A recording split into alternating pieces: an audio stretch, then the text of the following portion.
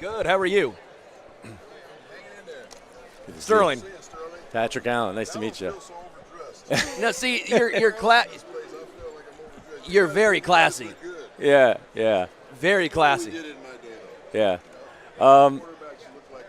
Quarterback has to look like a quarterback. That's right. That's right. Yeah, you're the executive of the offense. Yeah. All right, we are. So you're working with the Gear Up Against Cancer program. Is that correct? CFL alumni. Fantastic. Can you tell us a little bit about what you're Are we on doing? the air now? Yeah, we're good. right now. We're rolling. I didn't know we were on the air. I'm sorry. We keep this thing live, baby. I thought we were just shooting the bull. No, we yeah, keep yeah, this yeah. thing live. No, I'm with NFL alumni, and we have a campaign called Gear It Up Against Cancer, and we're trying to encourage people to get out and get screened for the different type of cancers that are out there, because there's a lot of cancers like colorectal cancer, one of the leading causes of death in this country from cancer.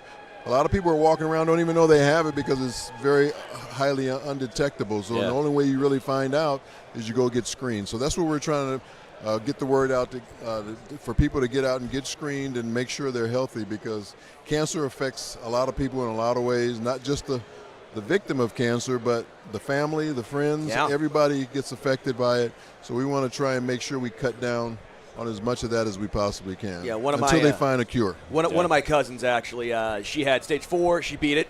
It came back, and she has actually had brain surgery about a week ago to get the majority of it out. So we've all been rallying around her, although she is an Eagles fan, so she's trying to, I'm a KC guy. I am too. Of right. course, yeah. I played there. Of course, yeah. you're a KC guy. That's my team. Right. So that's your team then. Yeah. You still kind of go with.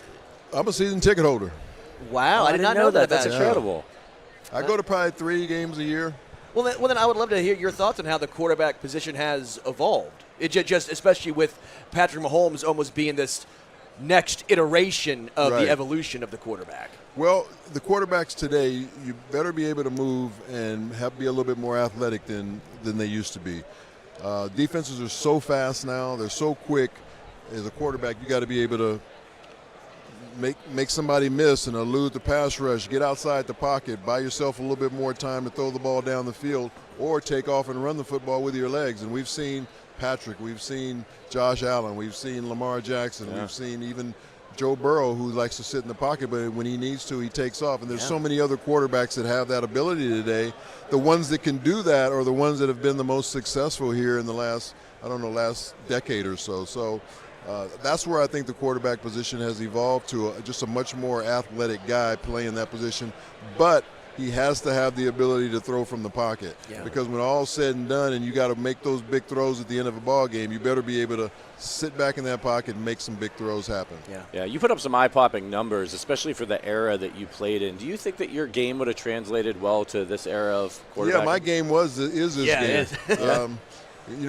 When we turned to the run and shoot, I think back in 1990, a lot of what they're doing today with the 4 wide outs, the 5 wides, the way the game has been spread out in a more quarterback receiver-friendly type of game, that's what we were doing back in those days. The back shoulder throws, we were doing that back in 1990. The adjustable routes and things that they're doing today, all that stuff we started doing in that offense. So I like to say we had a little bit of a say-so in the way the game has changed a little bit. So you're from L.A., obviously played in Canada, then Houston, then Minnesota, then Seattle, then finally obviously finishing up in Kansas City. Right.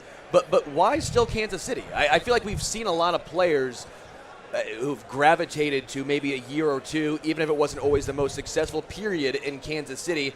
Is it something about the organization? Is it the city?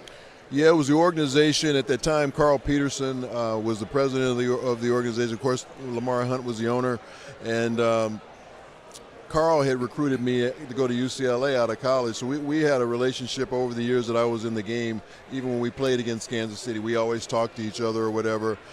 So when he came after me, when Seattle was going to make a change, when Mike Holmgren came in, he wanted to go with a young quarterback, and I was 41 at the time. So I decided to go to Kansas City. Maybe that could be a place for me to finish. I had always played there. Tremendous support in the community there. One of the loudest, toughest places to play in the league each and every year. 80,000 people in red. It was an amazing place to play. I had one of my best games ever, though, in that stadium. So I was able to tame that crowd that day, but a tough place to play.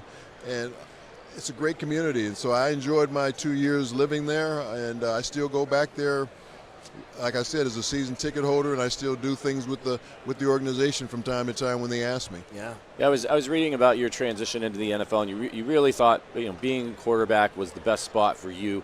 Was there anybody that you admired growing up to play the quarterback position? Anybody you modeled your game after?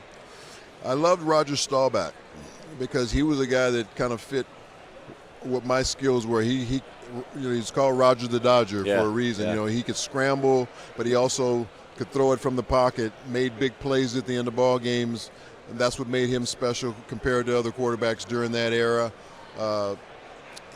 He was a guy that, you know, was in the military, had an outstanding military career.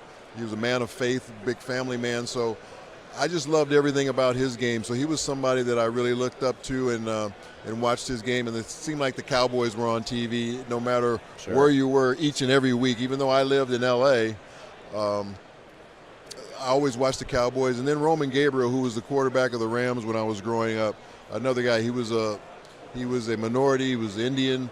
So he was somebody I could relate to, being an African-American, that you didn't see a lot of minorities play in that position. Yeah. When it comes to your stint in Canada, I know there was, I guess, why did you go to Canada first and foremost? There was thought that you might get drafted in the NFL still, but did you just decide that was the correct route for you? Or all the due diligence we had done, a lot of teams wanted to change my position. It was the same way when I got recruited out of high school. They wanted to change me to wide receiver or defensive back. Well, that would have been dumb. I was a quarterback, and the same thing coming out of college. You know, I'm the Pac-8 Player of the Year. I'm the Rose Bowl's most valuable player, but they're still telling me you're probably going to play wide receiver. So I said, who's going to let me play quarterback? And the Canadian Football League was going to let me play quarterback, and that's why I decided to go there. I was not going to change positions. Well, and you won the Grey Cup 5 times. Yes. So that that did prove your point. Yeah. At what point were you like, okay, teams are now looking around, they're starting to call you? How long did that take? Probably into that 5th year. And then Really? I had 1 more year on my contract, so I couldn't leave. Okay. A lot of teams wanted me, but I couldn't get out of my deal. Actually, teams started wanting me after about my 3rd year. And then I couldn't leave because of my contract that I had signed.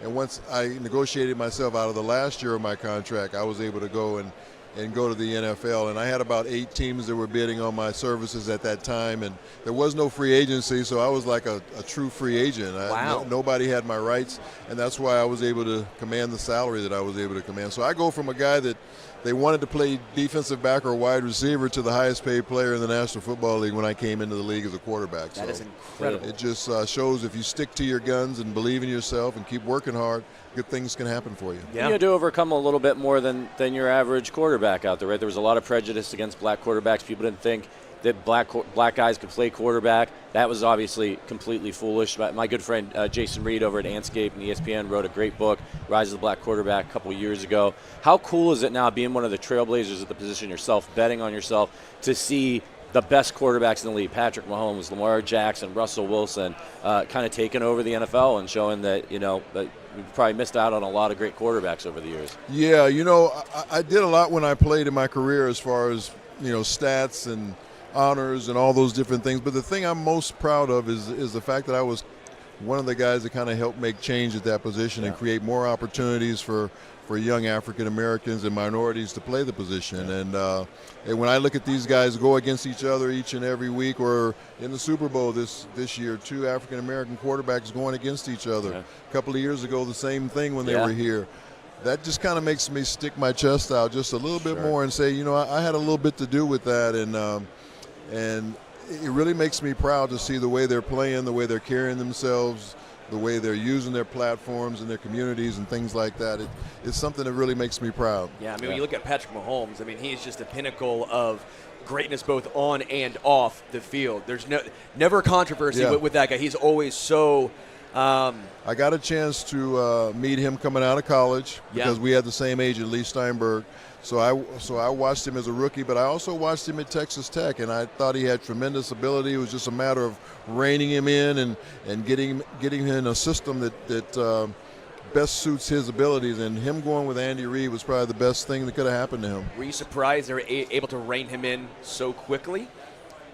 I think watching Alex Smith for a year really helped him, Sure. because Alex had a totally different style of playing the game, and I think that helped Patrick. But Patrick is still Patrick. He still makes some really crazy plays out there from time to time. I mean, I've seen him throw the ball left-handed. Yeah. He's throwing the ball underhanded. He'll do whatever it takes to win games, and that's the thing that impresses me so much about him is his toughness and his competitiveness.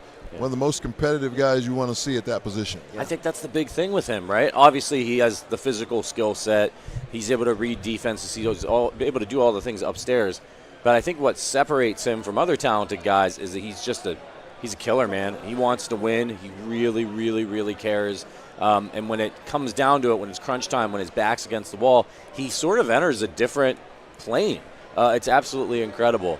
And I think I'm curious to know if he wins this game and he completes the three-peat, where do you think he ranks all time? You got to say that. I don't think there's a quarterback in the history of the game that's gotten off to a better start in his first 7 years as a starter. Would it be his 5th Super Bowl in 7 years? This would be the 4th win in 7 years. Yeah. He already has, I think, 2 MVPs in the season. I think he has 3 Super Bowl MVPs. Who knows, maybe he gets a 4th if they win it this year.